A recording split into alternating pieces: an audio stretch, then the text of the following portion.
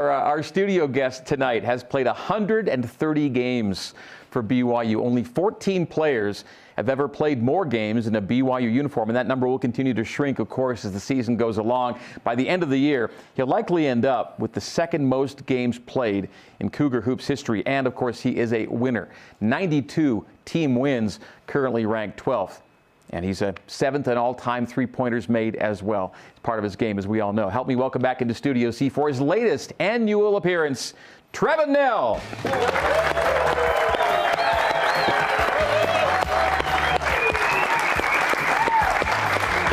back. Good to see you. What's up? I say latest because we've been doing this for a while. You're a veteran on the show. I'm a real vet on the show. How old are you right now? Doesn't matter. No, I'm genuinely curious. I'm 26. 26.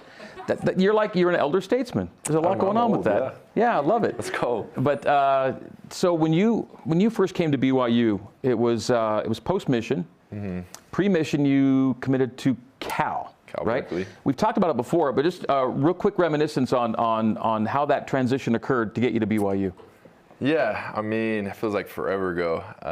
It was when Jaylen Brown was there, Ivan Rabb, Kwanzaa was the coach at that time, and so I ended up committing to them. And then Kwanzaa actually took a job to go to Missouri, and then I reopened my recruitment, kind of played the field a little bit. BYU called, talked to Jimmer, so that was a really cool experience, and then committed on the spot. And I mentioned the number before you came in, 130 games played. Many more to come still, but you're getting up there with the numbers. I'm getting up there. Your thoughts on being on all these charts, three-pointers, games played, wins, all that stuff? Yeah, it's awesome. I mean, it's really fun to be able to, take my experience when I was a freshman and now help some of these other freshmen, It's awesome to have that experience and be able to tell them, like, hey, these little details really matter to, win a game or whatnot. But it's awesome because, when I was a freshman, I was getting told the same thing. And I was like, oh, yeah, well, like, I'll get it when I get there, And, no, the little details really matter. And kind of, like Coach always talks about, like, the small margins. That's kind of decides the wins and the losses. Great win Tuesday, by the way, for you and the guys. We're going to see something you said, I think, post-game. It was a feisty game. A little chippy. It was a feisty game. You got teed up at some point for something. This is Trevin post game. Yes, it was a technical. I apologize. Like our one actually. My bad. This is my first solo tech. Like, I've gotten a double tech before, but first I guess solo tech. But I think the rest are amazing. So that's a great call. I get fined. Yes, nice job on your part there at the very end. Compliment them. Make sure they stay on your side. Yeah, yes. It was a bit of it was a long game, Coach. A lot of fouls, a lot of free throws, and there was a little bit going on Tuesday night. Yeah, I mean, competitive game. Both teams needed a win, and as part of the game, I thought our guys held it, in check pretty well.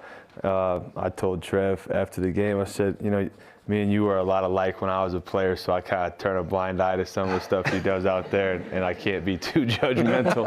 But like I said, the stuff like that happens. I don't think either team really took anything over the line, and it's just part of the game. When you were a player, I've heard stuff from your brother where you were in a couple of interesting situations in terms of feistiness. Anything jump out to you that you want to share real quickly of your playing days? Don't know what you're talking about. No, okay. Maybe some show down the line. Okay. Oh, by the way, who holds the record for most games played at BYU? Do you know? I was going to say probably Nate Austin. It's Nate Austin. It's our boy Nate Austin. Nate is on the staff right now, and he is the all-time games played leader at BYU. I mean, between Nate, Trev, and Charles Aboya, we have some nice all-time wins and games played records going on. Yeah, Charles has the all-time Ironman record, most consecutive games played, but Nate's top of that chart with total games for sure. All right, it was just one win on Tuesday. Trev, how big a win do you hope it becomes for BYU, the way you guys won it? Yeah, I mean, we took some games on the chin the last couple, especially the ones at like TCU and the home game against Texas Tech. But now we're just stacking days. Like we always talk about, the next day is the most important day. We got to get better. So this game against Oklahoma State was a great one. Now an even bigger one's on Saturday. So we're just looking forward to practice tomorrow, getting better for the practice, getting ready for Utah, and then game time against Utah. You've had multiple games on the Hill. You've won. You've seen the other side as well. Just thoughts on playing these guys again, and this time having it not just be a one-shot deal, but first of two? Yeah, it means, like, in the press conference I kind of talked about it, just about how it means a little bit more just because it is a conference game. It's awesome that it's a conference game. It's a rivalry. You know, a lot of our team has played against some of those guys over there. Some of those guys have been on our team before, you know, so it's going to be fun to play against those guys again. But, yeah, it's going to be rocking. It's going to be filled with some royal, some red, but I'm really excited to go out there and just, you know, hoop with our guys and play as hard as we can. How much are the veterans filling in newcomers and even newcomers on the staff about what this thing's really about? I mean, it's awesome because we have Burge. Burge came from, like, he was with us, went to Utah, and then came back. And so, like, everybody already understands how big of a game it is. And, you know, in-state games are always, you know, no matter what, it's going to be a bloodbath. It's going to be a close game because, you know, everybody wants to win. Everybody's playing with a little chip on their shoulder. But, yeah, I mean, Mo was talking about their stadium. I was like, hey, don't get it twisted. Like, it's going to be rocking. Like, last year we had a lot of BYU fans. Mm-hmm. You know, it was really fun. So I expect, you know, the Cougar Nation and the Rock to show up again. I brought up with Coach that Jimmer game back in 2011, and it felt like it was the Marriott Center, as loud as it got that night for BYU. Coach, you've been able to use Trev as a starter for you, as a great reserve for you. How valuable is it to have someone that you can basically, whatever the role, he'll give you what you need? It's huge. I mean, just being able to, you know, count on him no matter what is asked of him. You know, as we've tried to sort things out with the lineup combination and stuff like that, but. You know, he really hasn't, you know, wavered in terms of his approach based on what we're doing. But, you know, hopefully there's a rhythm involved with kind of where we are right now. I've talked about it before. You know, him and Yegor and Kaba have a good kind of chemistry in some of those three-man actions that we run. You know, one of the things I don't think it's talked enough about him is just his screening. You know, he really opens things up as a screener because guys don't want to leave him, and so. With Yegor's pick and roll attack and him as a screener and so forth, we found some nice rhythm there. Before the break, this summer will be your 4-year wedding anniversary. Is that accurate? You better get that right, dude. I hope. Am I? Yes. Is that okay? I got it. I'm sure. I was like, wow, that's 4 years. It'll be 4 though, right? 4, correct? 4. Yes, 4. I had to get the nod. We always want to put in a plug because Tatum. She has her own stuff going on. You got your thing. She's got her thing. Remind folks what her thing is, how successful it has been, and how things are going business-wise.